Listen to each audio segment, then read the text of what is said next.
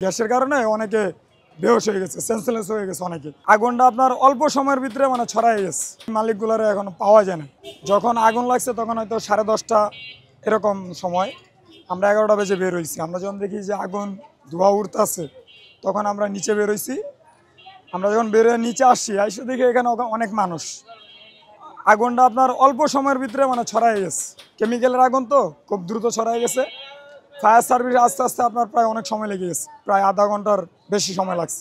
আমরা এখানে ছিলাম, তো মনে করেন যে আগুনটা খুব দ্রুত ছড়িয়ে যাওয়ার কারণে যেখানে আগুনটা লাগছে ওইখানে মূলত লোকজন তেমন একটা ছিল না, কিন্তু এটা হচ্ছে একটা কারখানা, 2 থেকে 3-4 জন লোক থাকে। আর পাশে যে মানুষগুলো মারা গেছে, পাশে ছোটোখাটো একটা ফ্যাক্টরি আছে, গার্মেন্টস আছে।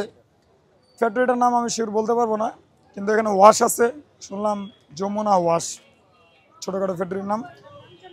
এটা আপনার মনে হতো সিলিন্ডার ছিল, এগুলো ব্রাস্ট হওয়ার কারণে আগুনটা আরও দ্রুত ছড়াই গেছে। একটা ফ্যাক্টরি থেকে আপনার আরও 2-3টা ফ্যাক্টরিতে ছড়াই গেছে আগুনটা খুব দ্রুত। আজকের যেটা হয়েছে মূলত কালকে সবাই তো 11টা বেজে বের হয়ে গেছে, দুপুর 11টায়। আজকে সকালে আমরা যখন ডিউটি আমাদেরকে কিছু বলে না যে তোমাদের বন্ধ বা তোমরা আইসো না, তো আমরা ফ্যাক্টরিতে গেছি কর্মস্থলে। মনে করেন যে সর্বোচ্চ আধা ঘন্টা কাজ করছি, এর ভিতরে অনেকজন হঠাৎ করে কাশি, ধোয়ার কারণে গ্যাসের কারণে অনেকে বেহোশ হয়ে গেছে, সেন্সলেস হয়ে গেছে, অনেকে নিচে পড়ে গেছে। একজন করে এরকম হঠাৎ দেখা গেছে যে পরিমাণ অনেক বাইরে গেছে, 20 জনের মতো হয়ে গেছে এক ফ্লোরে। এরকম 2-3 ফ্লোর মিলাই আপনার প্রায় 40-50 জন প্লাস হইব।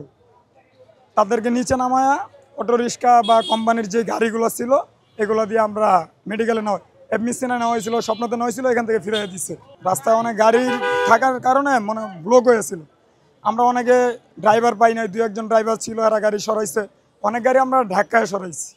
ভার্সিটি অনেক ছাত্ররা ছিল, অনেকে হেল্প করছে, সাধারণ মানুষও ছিল, সবাই মিলে গাড়িগুলো সরায় ফায়ার সার্ভিসে আমরা যাতায়াতের একটা সুযোগ করে দিচ্ছি। আমি যতটুকু শুনছি ভাই, মালিকগুলারে এখনো পাওয়া যায় না।